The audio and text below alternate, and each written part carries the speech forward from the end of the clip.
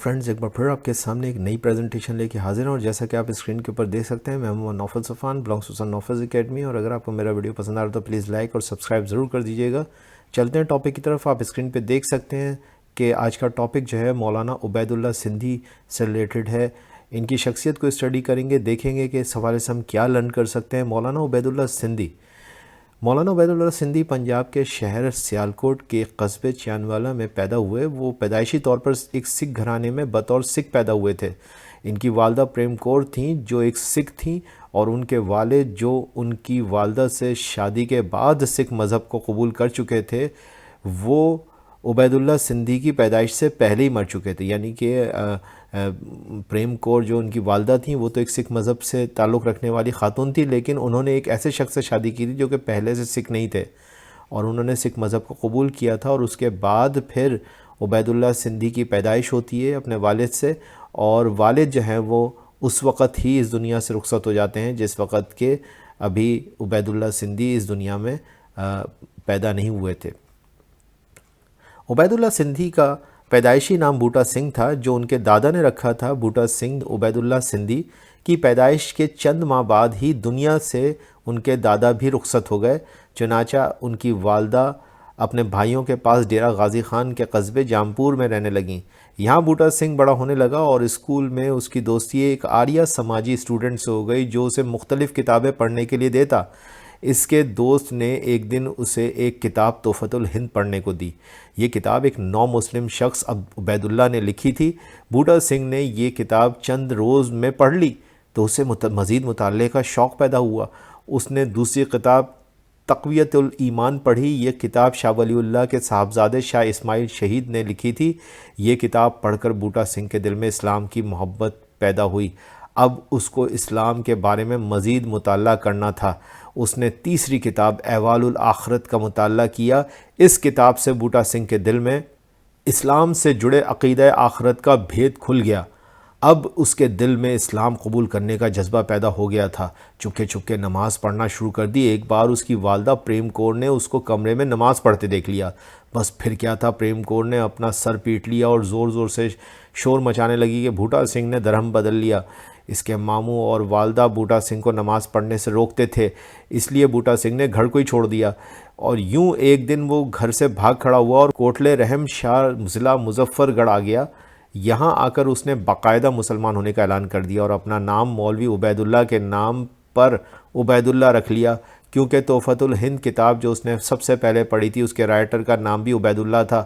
پھر کسی نے اس نئے مسلمان چھوکرے کو بتایا کہ سندھ چلے جاؤ، جہاں ایک جگہ بھر چونڈی شریف ہے، وہاں حافظ محمد صدیق نامی ایک بزرگ رہتے ہیں، ان کی خدمت میں چلے جاؤ۔ عبید اللہ درگاہ بھر چونڈی شریف پہنچ گیا، اور مرشد حافظ محمد صدیق کی خوب خدمت کی، اور اپنے نام سے سندھ کی نسبت سے سندھی لگا لیا۔ آج دنیا اسی عبید اللہ کو مولانا عبید اللہ سندھی کے نام سے یاد کرتی ہے۔ 1891 میں مولانا ابو الحسن تاج محمود امروٹی کے پاس امروٹ ضلع سکھر بھی تشریف لے گئے، اور وہیں آپ رحمۃ اللہ علیہ نے شادی بھی کی۔ 1897 تک امروٹ شریف میں کتب اور حدیث و تفسیر کی درس و تدریس اور مطالعہ کتب میں مصروف رہے۔ اسی دوران نشر و اشاعت یعنی پبلیکیشن کا ایک ادارہ محمود المطابع قائم کیا، اور اس پبلشر سے سندھی زبان میں ایک ماہنامہ ہدایت الاخوان کے نام سے شروع کیا۔ 1901 میں آپ نے صاحب العلم الثالث پیر رشید الدین کے ساتھ مل کر حیدرآباد کے قریب پیر جھنڈا میں ایک مرکز دارالارشاد کے نام سے قائم کیا، اور 7 سال تک آپ نے علمی اور سیاسی کام سر انجام دیے۔ ایک دن ان کے مرشد نے کہا کہ بر صغیر میں دینی علوم کی بہت بڑی درسگاہ دارالعلوم دیوبند ہے، پوری دنیا سے لوگ دینی علوم کے حصول کے لیے یہاں آتے ہیں، اگر تم بھی دینی علوم سے مالا مال ہونا چاہتے ہو تو تم دارالعلوم دیوبند جا کر علم سیکھو۔ عبید اللہ سندھی نے دارالعلوم دیوبند جانے کا ارادہ کر لیا تھا۔ 1909 میں سندھ سے عبید اللہ سندھی دیوبند منتقل ہو گئے، جہاں ان کو مولانا محمود حسن کی شاگردگی نصیب ہوئی، اور یوں ان کے خیالات میں یکسر ایک نئی تبدیلی بھی واقع ہوئی، اور ایک نیا فکری نظریہ بھی قائم ہوا، اور یوں انہوں نے جمعیت الانصار کے نام سے ایک ادارہ بھی قائم کیا۔ 1857 کی بغاوت، اب ایک بات ذرا غور کرنے کی ہے، اس کو ذرا سمجھ لیجئے گا کہ 1857 کی بغاوت کے بعد ہندوستان کے اندر دو تحریکوں نے جنم لیا تھا۔ ایک علی گڑھ سے سر سید کی سربراہی میں تھی، جس نے انگریزوں سے دوستی کر کے انگریزی کو اپنانے اور انگریزی طور طریقے فالو کرنے میں ہی مسلمانوں کی بہتری جانی تھی۔ دوسری تحریک دارالعلوم دیوبند سے تھی، جسے مولانا قاسم نانوتوی اور ان کے ساتھیوں نے آگے بڑھایا۔ اس گروپ کا نظریہ علی گڑھ سے بالکل مختلف تھا۔ یہ مسلمانوں کے دوبارہ پاور میں آنے کے لیے کوشاں رہے۔ اس کے لیے انہوں نے کئی تحریکوں کا آغاز بھی کیا اور انگریزوں کے خلاف آواز بھی اٹھائی۔ یہ لوگ انگریزوں سے، جو کہ اس وقت اقتدار میں یا پاور میں تھے، ان سے ہاتھ ملانے کے لیے تیار نہیں تھے۔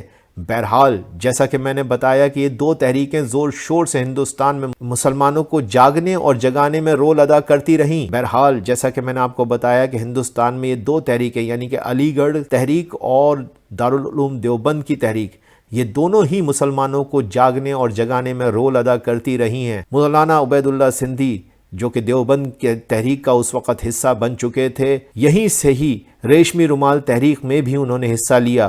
وہ پہلی عالمی جنگ کے دوران ہندوستان کی مشہور ریشمی رومال تحریک کے اہم رہنماؤں میں سے ایک بن گئے۔ جب انگریزوں کو یہ خبر ہوئی تو انگریز سرکار نے ایکشن لینے کا فیصلہ کر لیا تھا۔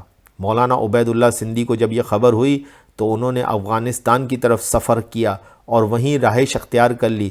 کابل پہنچ کر امیر کابل یعنی کہ گورنر کابل حبیب اللہ سے رابطہ کیا، اور کابل پہنچنے کے بعد مولانا عبید اللہ کی رائے بدل گئی۔ ان کی رائے میں برٹش اپوزیشن تحریک کا ساتھ دینا ہی مناسب تھا۔ منصوبہ بندی کی گئی کہ کابل کے امیر حبیب اللہ کے ذریعے ہندوستان میں ایک بغاوت برپا کی جائے گی۔ اس میں جرمنی سے انہیں مدد ملنے کی پوری امید بھی تھی، مگر آخر میں جرمنی پیچھے ہٹ گیا۔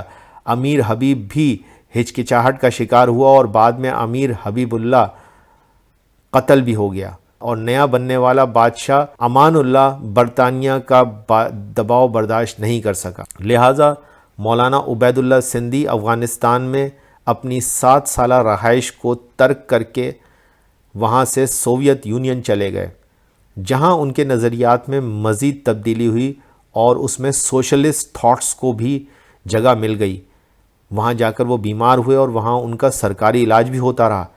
بعد میں سوشلسٹ رہنماؤں سے ملاقاتیں بھی کیں، مگر ولادیمیر لینن سے ملاقات نہیں ہو سکی کیونکہ لینن اس وقت بیمار تھے۔ 7 ماہ روس میں رہنے کے بعد مولانا ترکی روانہ ہوئے اور 1923 میں عبید اللہ ترکی پہنچے، جہاں سے انہوں نے 1924 میں ولی اللہ تحریک کے تیسرے مرحلے کا آغاز کیا۔ بعد میں انہوں نے استنبول سے بھارت کی آزادی کے لیے ایک چارٹر بھی جاری کیا۔ پھر عبید اللہ 1927 میں مکہ روانہ ہو گئے اور 1929 تک وہاں رہے۔ بہرحال 1939 میں مولانا عبید اللہ سندھی دوبارہ ہندوستان لوٹے۔ مولانا عبید اللہ سندھی نے کئی کتب بھی تحریر کی ہیں، جن میں مقبول ترین قرآنی شعور انقلاب، شعور آگاہی، خطبات و مقالات شامل ہیں۔ مولانا عبید اللہ سندھی کا انتقال لاہور میں 1944 میں ہوا۔ تو میں نے اس میں آپ کو مولانا عبید اللہ سندھی کا ایک مختصر سا خاکہ ڈیولپ کر کے دیا، جو کمبائنڈ کمپٹیٹیو ایگزامینیشنز کے اسٹوڈنٹس ہیں ان کے لیے آئی ہوپ کہ یہ لیکچر بینیفیشل رہا ہوگا۔ Thank you very much.